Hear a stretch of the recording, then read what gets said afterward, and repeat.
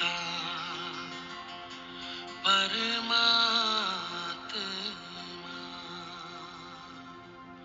सदाशिव निराकार।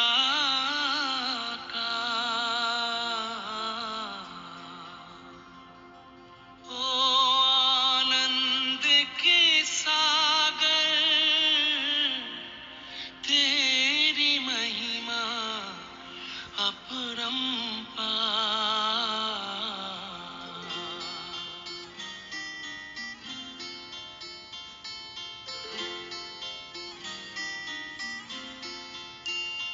मेरे परम पिता परमात्मा, मेरे परम पिता परमात्मा सदाशिव निराकार। परम पिता परमात्मा सदाशिव निराकार। ओ आनंद के सागर तेरी महिमा अपरंपार। महिमा अपरंपार, तेरी महिमा अपरंपार। महिमा अपरंपार, तेरी महिमा अपरंपार। मेरे परम पिता परमात्मा।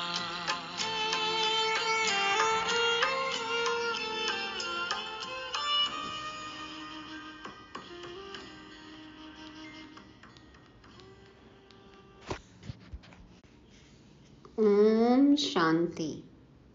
मनुष्यों का सौभाग्य बनाने वाले, सबको जीवदान देने वाले रहम दिल उड़ते पंछियों को गॉडली मॉर्निंग। कुछ मनुष्य आत्माएं परमात्मा की खोज में भटक रही हैं। कुछ स्वयं को ही परमात्मा मानते हैं और कुछ परमात्मा को सब जगह मानते हैं। तो ऐसी भूल भुलैया में फंसी हुई आत्माओं को हमें मार्ग दिखाना है, बाप का यथार्थ परिचय देना है, सर्विस में बिजी रहकर खुश रहना है। लेकिन सर्विस करने से पहले अपनी तैयारी पूरी होनी चाहिए, कहीं कोई डिससर्विस ना हो जाए। बाबा आज अमृत वेले की महिमा करते हैं। ऐसे शुद्ध वायुमंडल में हमें बाबा को लूट लेना है, कोई भी बेसमझी नहीं करनी है। आज तारीख है 18/3/2023। तो सर्व खजानों की अनुभूति के लिए योग युक्त होकर सुनते हैं शिव भगवान वाच। मीठे बच्चे, मोस्ट बिलीवेड बाप का यथार्थ परिचय देने की युक्तियाँ निकालनी हैं। एक्यूरेट शब्दों में अल्फ का परिचय दो तो सर्वव्यापी की बात खत्म हो जाएगी। बाबा कह रहे हैं कि बाबा जैसा है उसी रूप में उनका परिचय हमें देना है, यथार्थ परिचय, जो उनकी महिमा है एक्यूरेट, बिल्कुल उसी शब्दों में उन्हीं के कर्तव्यों से अवगत कराकर बाबा कहते हैं सबको यथार्थ परिचय दो। नाम, रूप, देश, काल, ऑक्यूपेशन, सब कुछ हमें एग्जैक्टली जो है, जैसे हैं बाबा वैसे सबको बताना है, नई नई युक्तियाँ निकालनी हैं। बाबा कहते हैं एक्यूरेट शब्दों में अल्फ का परिचय दो, बाबा का परिचय दो तो सर्वव्यापी की बात खत्म हो जाएगी कि परमात्मा सब जगह व्याप्त है। नहीं वो कहाँ है, कौन है, क्या करते हैं, कब आते हैं, कैसे आते हैं, सब कुछ हमें यथार्थ बताना है। प्रश्न है, अविनाशी ज्ञान रत्न चुगने वाले बच्चों का फर्ज क्या है? बाबा हमें अविनाशी ज्ञान रत्न दे रहे हैं, तो हमारा फर्ज क्या है? बाबा उत्तर में कहते, ज्ञान की हर बात पर अच्छी रीति विचार सागर मंथन कर एक बाप की सबको सही पहचान देना। पहले हम समझें और फिर सबको सही पहचान दें। पुण्य आत्मा बनाने वाले के साथ साथ पापात्मा किसने बनाया, यह समझ देना तुम बच्चों का फर्ज है। सच्चा राम कौन, बाबा कौन है ना, और रावण कौन, किसने हमें पतित बनाया, पावन बनाने वाला कौन है, सबका यथार्थ परिचय देना ये हमारा फर्ज है, कर्तव्य है। सबको रावण के बेर चुगने से बचाए ज्ञान रत्न चुगाने हैं। कंकड़ पत्थर सब चुग रहे हैं, हमें क्या देना है, ज्ञान रत्न, मोती चुगे सब, ऐसी बातें सबको बतानी हैं। सर्विस की भिन्न भिन्न युक्तियाँ निकालनी हैं। सर्विस में बिजी रहने से ही अपार खुशी रहेगी। हमें खुश रहना है ना, तो बाबा की याद और सेवा, बाबा कहते हैं ज्ञान योग धारणा सेवा में बिजी रहो तो खुश रहोगे। तो भिन्न भिन्न युक्तियाँ भी निकालनी हैं। बाबा कहते हैं सबको यथार्थ परिचय दो तो फिर सर्वव्यापी की बात खत्म हो जाएगी, और ये हमारा फर्ज है। गीत बजा, प्रीतम आन मिलो, दुखिया जिया घबराए। ओम शांति। बाप परम पिता को हमेशा रचयिता कहा जाता है। मनुष्य कह देते या पशु पक्षी आदि सारी रचना वह रचते हैं। कहते हैं ना दुनिया बनाने वाले, क्या तेरे मन में समाई, काहे को ऐसी दुनिया बनाई। वो समझते हैं कि पशु पक्षी ये दुनिया सब भगवान ने बनाई है, परंतु समझाना चाहिए पहले पहले मनुष्य की बात तो समझो। अरे पशु पक्षी जानवर उनके बारे में तो बाद में सोचना, पहले खुद की तो समझो, खुद कौन हो। तो मनुष्य की बात तो पहले समझो। परम पिता जो रचता है वह मनुष्य सृष्टि कैसे रचते हैं। मनुष्य ही उनको बाप कह बुलाते हैं क्योंकि दुखी हैं। सभी उस एक रचयिता को याद करते हैं। तो पहले पहले यह समझाना है कि मनुष्य सृष्टि का रचयिता कौन है। वह रचयिता ही सबका बाप ठहरा। पहले पहले बाप का परिचय देना है। आत्मा को न अपना न बाप का परिचय है। खुद को ही नहीं जानेंगे तो खुदा को कैसे जानेंगे। अगर अहम आत्मा का परिचय हो तो समझें कि हम किसकी संतान हैं। हम परमपिता परमात्मा की संतान हैं। वह बाप रचयिता है तो जरूर पहले पहले मनुष्य सृष्टि रचते होंगे। वह नई दुनिया अथवा स्वर्ग होगी। बाप जरूर स्वर्ग ही रचेंगे। बाप दुख के लिए रचना रचे यह हो नहीं सकता। जबकि हम उस बाप के बच्चे हैं जो बाप स्वर्ग रचता है, तो हम भी वहाँ होने चाहिए या परम धाम में होने चाहिए। जब हमारा पिता स्वर्ग रचते हैं, नई दुनिया रचते हैं, तो हमें तो वहीं होना चाहिए ना। परंतु हमको यहाँ पाठ बजाने आना पड़ता है, माना हमें परम धाम में होना चाहिए पिता के साथ में, या फिर जो स्वर्ग रचते हैं वहाँ होना चाहिए।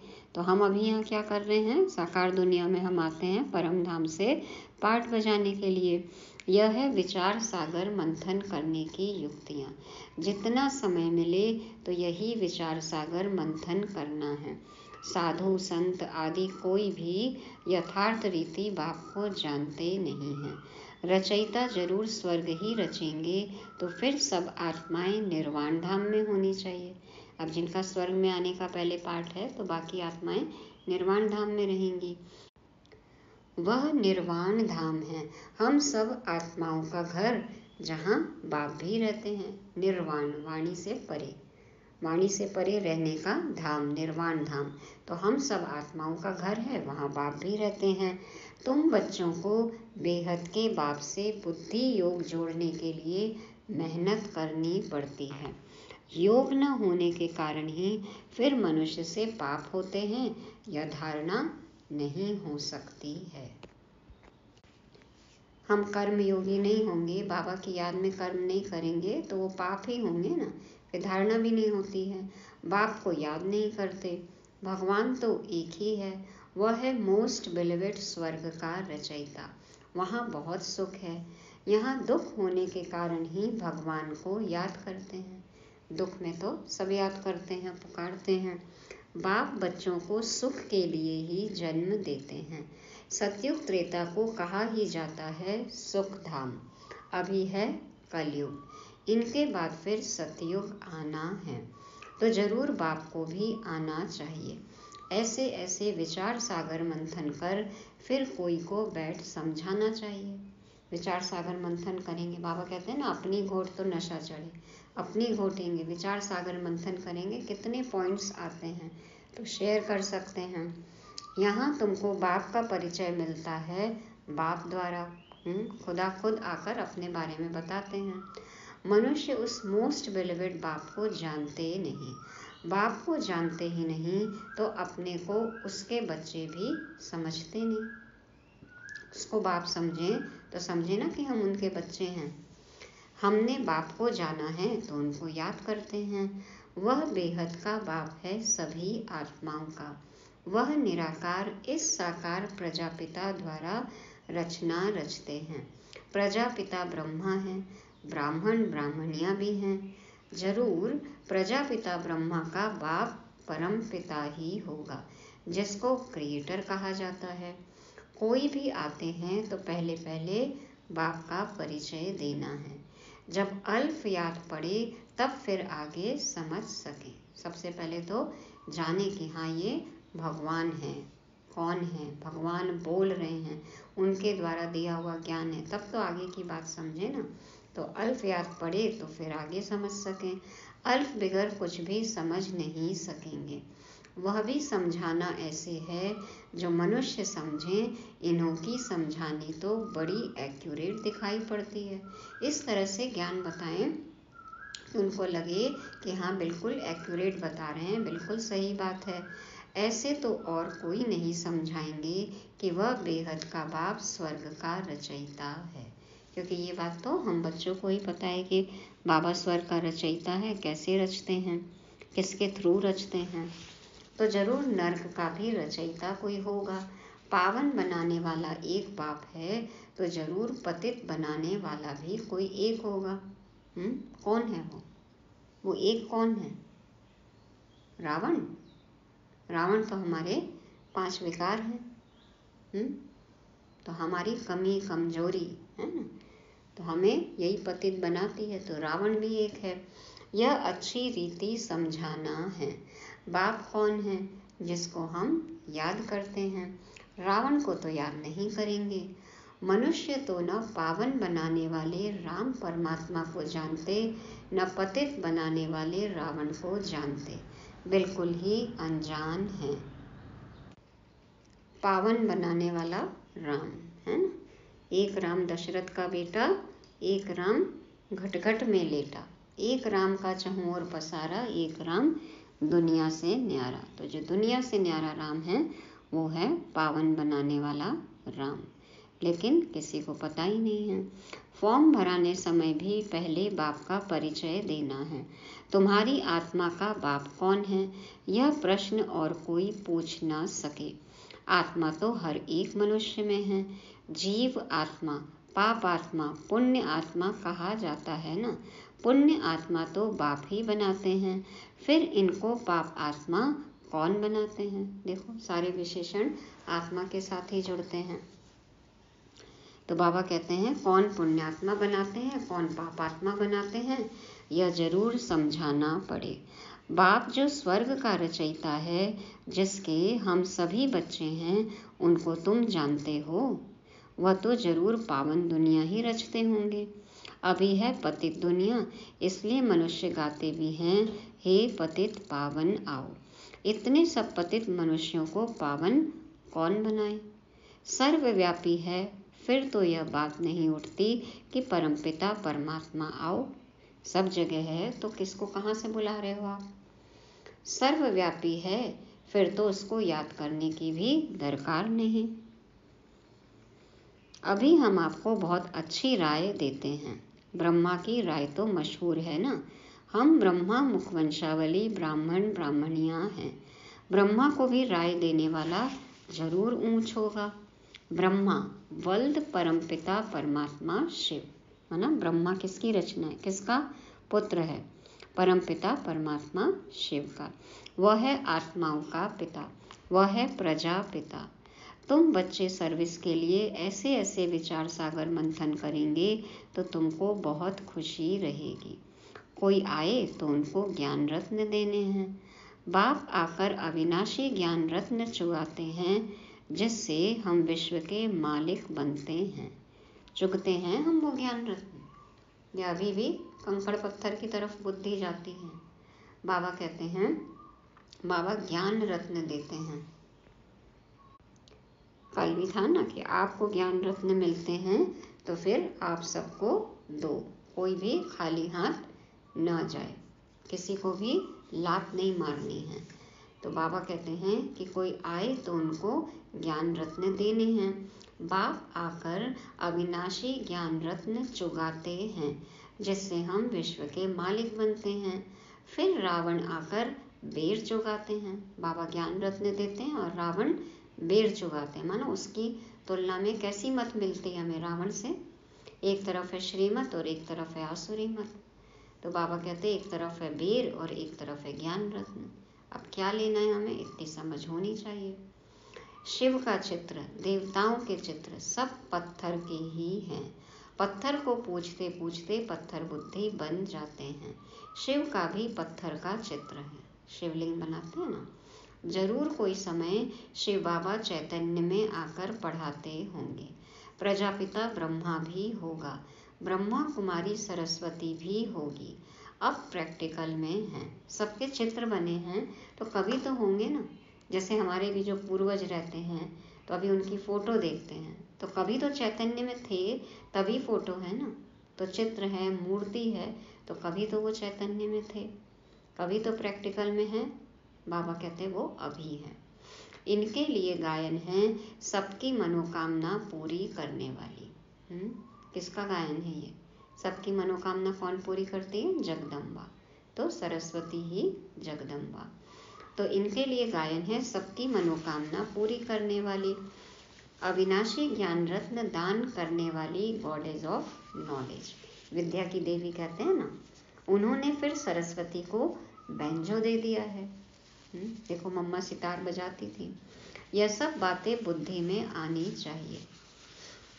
इसके पहले तो ज्ञान वीणा कहते हैं ना, सितार भी बजाती थी और ज्ञान वीणा की बात है यहाँ पर। तो बाबा कहते हैं यह सब बातें बुद्धि में आनी चाहिए। जिसको भाषण करना है तो विचार सागर मंथन करना होता है। पहले भाषण लिख रिफाइन करना चाहिए कि आप किसी के सामने बोलो तो कोई गलती ना हो, है ना। और कोई प्रश्न वो पूछे तो उसका जवाब आपके पास होना चाहिए। तो बाबा कहते हैं पहले भाषण लिख रिफाइन करना चाहिए। बड़े बड़े स्पीकर्स जो होते हैं वह बहुत खबरदारी से बोलते हैं, कितनी प्रैक्टिस भी करते हैं, बिल्कुल एक्यूरेट सुनाते हैं। जरा भी हिचका तो आबरू चली जाएगी, इज्जत चली जाएगी ना, इंसल्ट हो जाएगी। तो देखो कितनी प्रैक्टिस करके इतना अच्छा भाषण सुनाते हैं। तो पहले से ही पूरी प्रैक्टिस करते हैं। यहाँ भी इतना बुद्धि में रहना चाहिए जो किसको बाप का परिचय दे सको। बाबा कहते हैं कि यहाँ भी इतना बुद्धि में रहना चाहिए, सारे पॉइंट्स जो किसी को भी बाप का परिचय दे सको। सर्विस करनी है। विकारी गुरुओं की जंजीरों में बहुत फंसे हुए हैं। देखो सब कितने कितने पंडालों में भरे हुए हैं तो फंसे हुए ही हैं ना। वह कोई की सदगति तो कर नहीं सकते। पतित पावन निराकार भगवान को ही कहा जाता है। सर्वव्यापी के ज्ञान से तो कोई की सदगति हुई नहीं है। पतित पावन है एक शिव बाबा, उनको रुद्र भी कहा जाता है। रुद्र यज्ञ भी मशहूर है। इतना बड़ा यज्ञ और कोई रच ना सके। रुद्र ज्ञान यज्ञ कितने वर्ष चलता है? कितने वर्ष से चल रहा है ये यज्ञ? ज्ञान सुनाते ही रहते हैं। यज्ञ जब रचते हैं तो उसमें शास्त्र भी रखते हैं। रामायण भागवत आदि की कथा सुनाते हैं, उसको रुद्र यज्ञ कहते हैं। वास्तव में रुद्र यज्ञ यह है। यह यज्ञ तो बहुत समय चलता है। यज्ञ तो चल रहा है, लेकिन हमें समझ आ रही है? हमने स्वाहा किया है? यदि हमें समझ नहीं आ रही है, हमने अपने पुराने स्वभाव संस्कार नहीं स्वाहा किए हैं, हमारे में कोई परिवर्तन नहीं आया है, तो फिर कोई फर्क नहीं पड़ता कि कितने वर्ष से ये यज्ञ चल रहा है। तो बाबा कहते हैं कि यह यज्ञ तो बहुत समय चलता है। उन्हों का तो देखो करके मास भर यज्ञ चलेगा। उन्हों का तो ज़्यादा से ज़्यादा करके मास भर यज्ञ चलेगा। यह तो देखो कितना समय चलता है। इसमें जो भी सब पुरानी चीज़ें हैं वह खत्म होनी हैं। स्थूल रूप से भी दुनिया की जो चीज़ें हम इन आँखों से देख रहे हैं वो भी भस्म होगी, खत्म होगी। यह सारी पुरानी दुनिया इसमें भस्म होनी है। कितना बड़ा यज्ञ है, ख्याल तो करो। जब सबके शरीर स्वाहा हो तब सभी आत्माएं वापस परम धाम जाएं। तो हमें भी अपना तन मन धन सब कुछ स्वाहा करना है, न्यछावर करना है, सफल करना है। पुराने आसुरी स्वभाव संस्कार सब भस्म करने हैं। बाबा कहते हैं सबके शरीर स्वाहा हो तब सभी आत्माएं वापस परम धाम जाएं। जब तक बाप न आए तो पतित से पावन कैसे बने? माया की जंजीरों से लिबरेट कौन करे? कोई तो होना चाहिए ना, इसलिए खुद मालिक ही आते हैं। बिना मालिक के आए तो मुक्ति, जीवन मुक्ति मिल नहीं सकती ना, इसलिए खुद मालिक को आना पड़ता है। सबका मालिक एक। ऐसे नहीं सर्वव्यापी हो बैठकर ज्ञान देते हैं, वह तो आते हैं। हम उनकी संतान पोत्रे हैं। वास्तव में हो तुम भी, सभी आत्माएं हैं ना। अब वह बाप आया हुआ है, अपना परिचय दे रहे हैं। स्वर्ग की स्थापना हो रही है। हम हैं राजयोग ऋषि, वह है हठ योग ऋषि। इस पर शायद एक कहानी भी सुनाते हैं कि फलाने ऋषि का वजन भारी है या राज ऋषि का वजन भारी है। शरीर की बात है या समझ की बात है? हठ योगी का वजन भारी है या फिर राज ऋषि का वजन भारी है? वह सब है भक्ति मार्ग की बातें, और यह है ज्ञान मार्ग। भक्ति मार्ग में भी कोई कहानी होगी कि फलाने ऋषि का वजन भारी है या राज ऋषि का, क्योंकि वो तो भक्ति में भी राजयोग बताते हैं ना कि कृष्ण ने सिखाया। तो भक्ति मार्ग की बातें अलग है और ये है ज्ञान मार्ग। भक्ति और ज्ञान के तराजू की कुछ कथा है। एक तरफ है सब भक्ति के शास्त्र, दूसरे तरफ है एक ज्ञान की गीता। एक तरफ है भक्ति के सब शास्त्र और एक तरफ है ज्ञान की गीता। चलो अभी हम मान लें कि ये सच्ची सच्ची गीता, तो सबसे भारी कौन सी हुई? तो बाबा कहते हैं तो भारी एक गीता हो जाती है। गीता है राज ऋषियों की। हठ योगियों के तो बहुत शास्त्र हैं। भक्ति मार्ग में भी गीता को तो सर्वशास्त्र शिरोमणि मानते हैं ना, श्रीमद् भगवद गीता उसी में एक है भगवान उवाच। तो भक्ति में भी गीता को सबसे ऊंचा माना जाता है। और खैर ये तो ज्ञान मार्ग की गीता है, मुरलियाँ हैं ना। हम हैं राज ऋषि, राजयोगी। तो बाबा कहते हैं गीता है राज ऋषियों की, हठ योगियों के तो बहुत शास्त्र हैं। एक तरफ वह सब डालो, दूसरे तरफ गीता डालो। वास्तव में वह भी कोई हमारी है नहीं, हमारी तो है ही ज्ञान की बात। सारी बातें, सारे पॉइंट्स, सारी राय एक तरफ रख लो और एक तरफ बाबा की मुरलियाँ रख लो। कहते हैं ना हर चीज़, हर बात, हर प्रश्न का उत्तर वो भक्ति में कहते हैं गीता शास्त्र में मिलता है। और हम बाबा की साकार मुरलियाँ, अव्यक्त मुरलियाँ देख लें, कोई भी पेज खोल लें, देखो आपकी कोई भी समस्या हो उसका उत्तर मिल जाता है। ये है मैजिक। तो बाबा कहते हैं एक तरफ वह सब डालो, दूसरे तरफ गीता डालो। वास्तव में वह भी कोई हमारी है नहीं, हमारी तो है ही ज्ञान की बात। गीता का भगवान आता ही है सद्गति करने के लिए। तो बच्चों की बुद्धि में यह सब रहना चाहिए। फिर कोई समझे न समझे, अपना फर्ज है हर एक को समझाना। आजकल बाबा यही बोल रहे हैं ये पॉइंट कि आपका काम है बताना, कोई समझे न समझे उनकी मर्जी।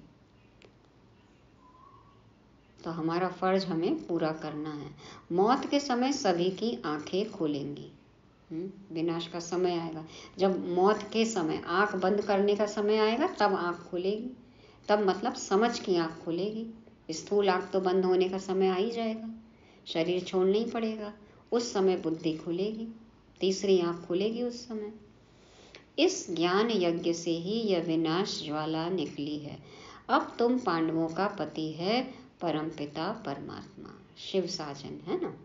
पतितों को पावन बनाने वाला है ही एक परमात्मा, न कि श्री कृष्ण। वह तो प्रिंस है, उनको कोई गॉड फादर नहीं कहेंगे। फादर तब कहा जाता है जब बच्चे पैदा करते हैं। श्री कृष्ण तो खुद ही बच्चा है, तो उसको फादर कैसे कहा जाए? लॉ नहीं कहता।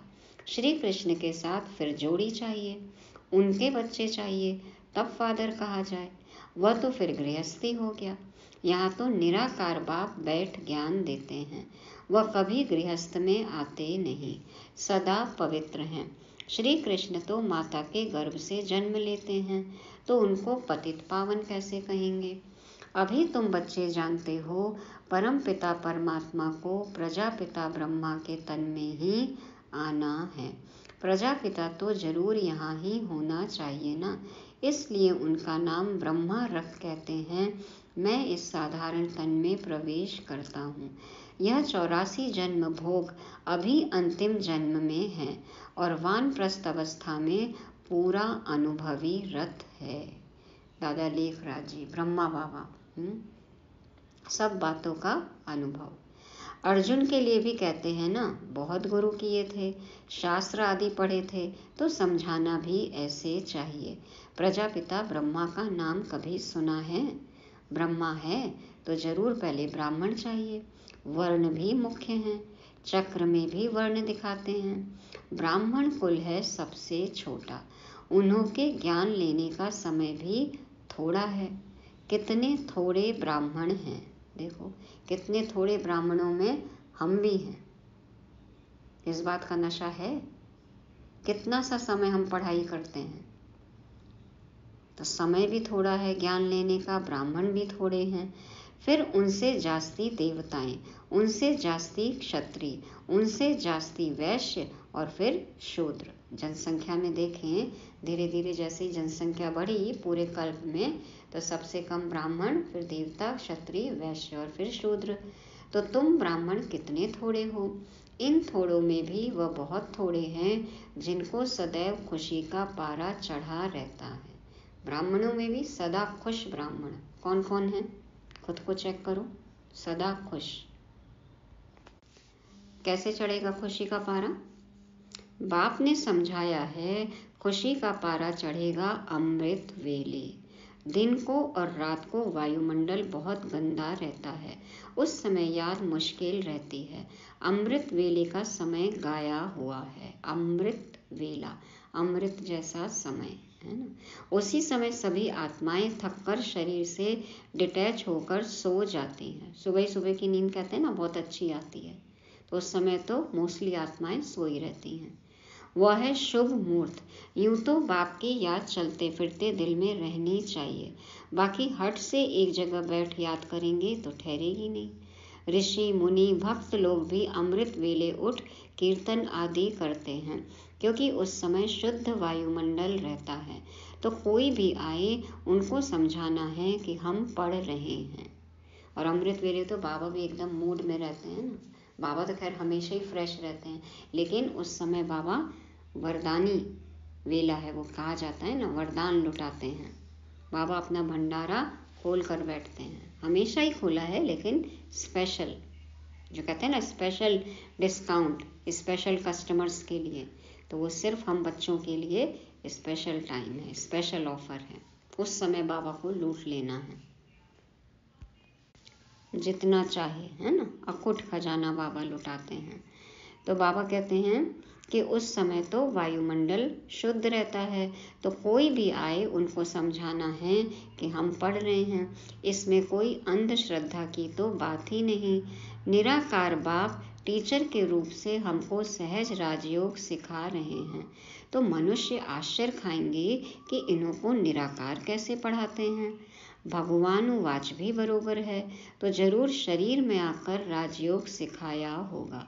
कोई शरीर का लोन लिया होगा, तो पहले युक्ति से बाप का परिचय देना चाहिए। सर्वव्यापी कहने से वर्षा क्या मिलेगा? जब तक भगवान के महावाक्य कानों पर न पड़े, तब तक कोई समझ न सके। साकार बाबा के ऑडियोज भी हैं ना, तो हमें वो भी सुनना चाहिए। और जब तक मुरली कोई नहीं सुनेगा, तो उसकी बुद्धि खुल ही नहीं सकती। कितना भी कोई कोर्स कर ले, उसके आगे नहीं बढ़ेंगे, मुरली नहीं सुनेंगे, तो फिर इस मार्ग पर आगे चल ही नहीं सकते। लोग कहते हैं हमने 7 दिन का कोर्स कर लिया है, वो तो सिर्फ परिचय है ना, ABCD है कि आपको पता लग गया, लेकिन उसके बाद सेंटेंस बनाना और आगे की पढ़ाई करना, तब तो बुद्धि खुलेगी। तो बाबा कहते हैं कि जब तक भगवान के महावाक्य कानों पर न पड़े, तब तक कोई समझ न सके। बिना मुरली सुने समझ ही नहीं आएगा कि ये कौन बोल रहा है, क्या बोल रहा है, कितना भी आप किसी को समझा लो। और जब मुरली सुनते हैं तभी हमको अनुभव होता है, और तभी हमको समझ में भी आता है कि ये साधारण इंसान बोल नहीं सकता है ना। सबका अपना अपना अनुभव। तो बाबा कहते हैं भगवान है निराकार, ब्रह्मा है साकार प्रजापिता, तुम हो ब्रह्मा कुमार कुमारियाँ। निराकार परमात्मा ब्रह्मा तन से पढ़ाते हैं। हमारा एम ऑब्जेक्ट है मनुष्य से देवता बनना। बाप का परिचय देंगे तो बाप की याद रहेगी। कोई कोई लिखते हैं भगवान निराकार है, तो उनको समझाना चाहिए। कोई फिर लिखते हैं कि हम जानते ही नहीं। अरे तुम बाप को नहीं जानते हो, परम पिता परमात्मा कहते हो, तो जरूर कोई तो होगा ना।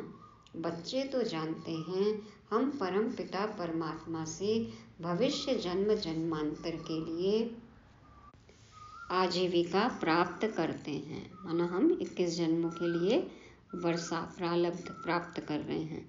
इसमें जो विघ्न डालते हैं उन पर कितना पाप चढ़ता होगा। बाबा के कार्य में जो विघ्न डाले, जो विरोध करे, तो सोचो उन आत्माओं को कितना पाप चढ़ेगा। सो भी समझकर विघ्न डालते हैं, पता है लेकिन फिर भी विघ्न डालते हैं। बेसमझ पर तो कोई दोष नहीं। जिनको पता है उनके लिए दंड अलग होता है यदि वो गलती करे तो। जिनको पता ही नहीं है तो फिर उनके लिए इतना दंड नहीं होता है। तो बेसमझ पर तो कोई दोष ही नहीं है, लेकिन फिर भी गलती किए हैं, विघ्न डाल रहे हैं, तो सजा तो मिलेगी। लेकिन जो समझते बूझते गलती करते हैं उनका तो फिर कई गुना हो जाता है। तो बाबा कहते हैं कि इसमें जो विघ्न डालते हैं उन पर कितना पाप चढ़ता होगा। सो भी समझकर विघ्न डालते हैं। बेसमझ पर तो कोई दोष नहीं, वह तो सारी दुनिया बेसमझ है। चलो वो नहीं समझे, बाबा क्या कह रहे हैं वो बात एक समझ में आती है कि वो नहीं कर रहे हैं। यहाँ रोज मुरली सुनने के बाद में, बाबा कौन है उनसे मिलन बनाने के बाद में भी, अनुभव होने के बाद में भी यदि हम श्रीमत का पालन नहीं कर रहे हैं, बेसमझी कर रहे हैं, तो फिर क्या कहा जाएगा? बाबा तो नहीं कहते। बाबा कहते हैं ना, समझदार देखना है तो भी यहाँ देखो, महामूर्ख देखना है वो भी यहाँ देखो। तो बाबा खुद पे ही छोड़ दे रहे हैं कि सोचो कि हम क्या हैं यदि जानते बूझते भी हम गलती करते हैं तो बेसमझ दुनिया की बात तो हम छोड़ दें, लेकिन अपने को हमें चेक करना है कि हम सब कुछ समझ आने के बाद में भी बेसमझी तो नहीं कर रहे हैं, आलस अलबेलापन तो नहीं कर रहे हैं। पुरुषार्थ जितना हम कर सकते हैं वो हम कर रहे हैं या नहीं कर रहे हैं। बाद में नहीं तो पश्चाताप ही पश्चाताप, लेकिन फिर कुछ हो नहीं सकेगा। अच्छा, मीठे मीठे सिकील दे बच्चों प्रति माता पिता बाप दादा का याद प्यार। इसके एक एक अक्षर का अर्थ तुम बच्चे जानते हो। बाबा ने कहा मीठे मीठे सिकी लधे बच्चों प्रति माता पिता बाप दादा का याद प्यार। इसके एक एक अक्षर का अर्थ तुम बच्चे जानते हो। पहले पहले माता पिता, फिर बाप दादा। माता पिता उनको कहा जाता है जो स्वर्ग का मालिक बनाते हैं। फिर यह हो गए बाप दादा। फिर कहते जगदम्बा। यह बड़ी गुह्य बातें हैं। सबसे गुह्य पहेली यह है जिसको समझने से मनुष्य को बहुत फायदा हो जाए। फिर कहते हैं सिकीलधे, यह है दूसरी पहेली। फिर कहते हैं ब्राह्मण कुलभूषण स्वदर्शन चक्रधारी, यह भी नई पहेली है। एक एक बात में पहेली है। देखो कितना नया ज्ञान, नए नए शब्द। पहले पहले माता पिता, तो निराकार रूप में शिव बाबा ही माता पिता, और फिर ब्रह्मा बाबा माता, निराकार शिव बाबा पिता, फिर बाप दादा। तो शिव बाबा हमारे क्या हो गए? बाबा, बाप। तो दादा माना भाई, ब्रह्मा बाबा। और यदि शिव बाबा दादा तो ब्रह्मा हो गए प्रजापिता, बाप। और फिर माता पिता कौन? ब्रह्मा हो गए प्रजापिता, तो मम्मा हो गई जगदम्बा। तो कितनी पहेली है ना, कोई नया सुने तो वो तो चक्कर में ही आ जाए कि क्या बोल रहे हैं। फिर सिकीलदे शब्द कि कब के बिछड़े कब आकर मिले, खोए हुए बिछड़े हुए बच्चे फिर से मिल गए। फिर ब्राह्मण कुलभूषण, हम ब्राह्मण कैसे? ब्रह्मा मुख वंशावली ब्राह्मण हैं, अपने कुल के आभूषण। हम कुल दीपक हैं, अपने कुल के श्रृंगार हैं, भगवान के कुल के श्रृंगार हैं। स्वदर्शन चक्रधारी, कौन सा चक्र फिराना है? आत्मा को पूरे कल्प में अपना दर्शन करना है, 5 स्वरूपों का दर्शन करना है। तो ये एक एक शब्द में देखो कितना गुह्य राज है। बाबा कहते हैं यह भी एक नई पहेली है, एक एक बात में पहेली है। अच्छा, तो बाबा का एक एक शब्द पहेली गुह्य राज से भरा हुआ, हमें समझना है, एक एक पहेली को सुलझाना है, समझना है और औरों को भी समझाना है। अच्छा, स्वदर्शन चक्रधारी नूरे रत्नों प्रति याद प्यार और गुड मॉर्निंग। रूहानी बाप के रूहानी बच्चों को नमस्ते। हम रूहानी बच्चों के रूहानी बाप दादा को याद प्यार, गुड मॉर्निंग और नमस्ते। शुक्रिया बाबा, शुक्रिया। धारणा के लिए मुख्य सार, पहला पॉइंट, अमृत वेले के शुभ मुहूर्त में बाप को बहुत प्यार से याद कर खुशी का पारा चढ़ाना है। चलते फिरते भी याद का अभ्यास करना है। दूसरा, पाप कर्मों से बचने व ज्ञान की अच्छी धारणा करने के लिए एक बाप से बुद्धि योग जोड़ने की मेहनत करनी है। वरदान है, बिंदु रूप में स्थित रह सारयुक्त, योग युक्त, युक्ति युक्त स्वरूप का अनुभव करने वाले सदा समर्थ भव। बिंदु रूप में स्थित रह सारयुक्त, योग युक्त, युक्ति युक्त स्वरूप का अनुभव करने वाले सदा समर्थ भव। बाबा समझाते हैं, क्वेश्चन मार्क के टेढ़े रास्ते पर जाने के बजाय हर बात में बिंदे लगाओ। बिंदु रूप में स्थित हो जाओ तो सारयुक्त, योग युक्त, युक्ति युक्त स्वरूप का अनुभव करेंगे। ज्ञान का सार क्या है कि मैं आत्मा बिंदी, परमपिता परमात्मा बिंदी, और हमें बिंदी बनकर बिंदी बाप को याद करना है। तो ये सार युक्त, योग युक्त बाबा को याद करना है आत्मा समझ के, और युक्ति युक्त स्वरूप का कि बिंदी बनेंगे तो हर बात में बिंदी लगाना आसान हो जाएगा। तो फिर इस तरह का अनुभव करना है। स्मृति, बोल और कर्म सब समर्थ हो जाएंगे। बिना बिंदु बने विस्तार में गए तो क्यों क्या के व्यर्थ बोल और कर्म में समय और शक्तियां व्यर्थ गंवा देंगे, क्योंकि जंगल से निकलना पड़ेगा। इसलिए बिंदु रूप में स्थित रह सर्व कर्मेंद्रियों को ऑर्डर प्रमाण चलाओ। यदि हम रोल कॉन्शियस हो गए सोल कॉन्शियस के बजाय, तो फिर हम बहुत सारे क्वेश्चंस में फंस जाते हैं। बाबा कहते हैं उसमें समय शक्तियाँ सब नष्ट होती हैं। इसने ये क्यों किया, क्या, कैसे, इस चक्कर में यदि फंस गए तो फिर टाइम एनर्जी सब वेस्ट होती है। बाबा कहते हैं जंगल से निकलना पड़ेगा। यदि हम व्यर्थ में अटक गए माना कांटों के जंगल में फंस जाएंगे। इसलिए बिंदु रूप में स्थित रहकर सर्व कर्मेंद्रियों को ऑर्डर प्रमाण चलाना है। मैं आत्मा मालिक कर्मेंद्रियों से कर्म करा रही हूँ। स्लोगन है, बाबा शब्द की डायमंड चाबी साथ रहे तो सर्व खजानों की अनुभूति होती रहेगी। बाबा शब्द की डायमंड चाबी साथ रहे तो सर्व खजानों की अनुभूति होती रहेगी। इतने सारे खजानों को अनुभव कैसे करें? बाबा कहते हैं एक बाबा, बस ये डायमंड चाबी है जिससे सारे बंद ताले खुल जाते हैं।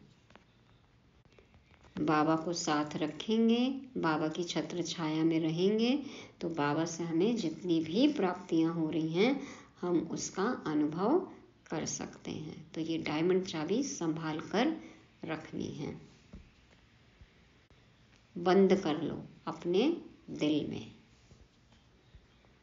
दिल की तिजोरी में रखना है ये डायमंड चाबी। तो मुरली को रिवाइज करने के लिए पॉइंट्स हैं आज। यथार्थ परिचय, सबको यथार्थ परिचय देना है। परमात्मा सर्वव्यापी नहीं है। बाबा का यथार्थ परिचय होगा तब वो आगे की बातें समझेंगे। दूसरा है पहेली, तो एक होमवर्क के रूप में हम ले सकते हैं। बाबा का एक एक शब्द, उसमें क्या गुह्यराज है, एक एक पहेली सुलझाना है। तीसरा है अमृत वेला, बाबा ने कहा स्पेशल याद करो, उस समय वायुमंडल बहुत अच्छा होता है, चलते फिरते तो याद करना ही है। और चौथा है बिंदु स्वरूप, बिंदु बन के बिंदु बाप को याद करो और सब बातों को बिंदु लगाओ। और पांचवा है बाबा, तो ये डायमंड चाबी सदा दिल में रखना है। ओम शांति।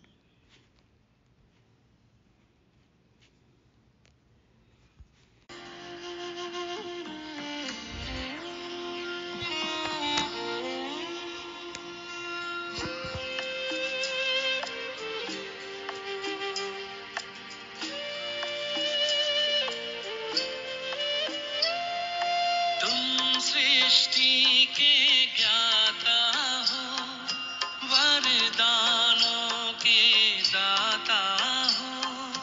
तुम सृष्टि के ज्ञाता हो, वरदानों के दाता हो। हम तुमको पाकर पाए,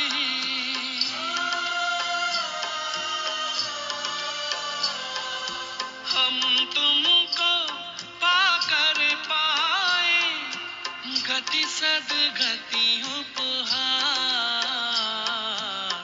महिमा अपरंपार तेरी, महिमा अपरंपार।